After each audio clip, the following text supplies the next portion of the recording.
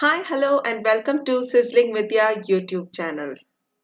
Today is yet another interesting and a useful video. 10 useful home cleaning tools from Amazon. In case you're new to my channel or watching my video for the first time, then don't forget to hit the subscribe button and click the bell icon so that you get immediately notified whenever I upload a video. So let's get started.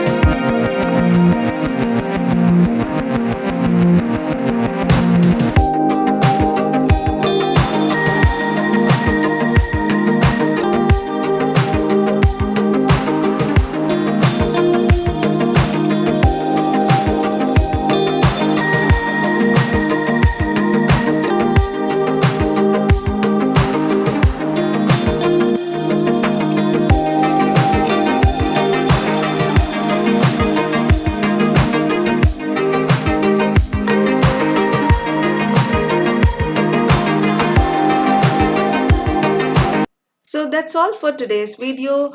Please check the description box in case you are interested in buying any of the products. Follow me on Facebook and Instagram. I'll see you all in an interesting video. Until then, thanks for watching and bye bye.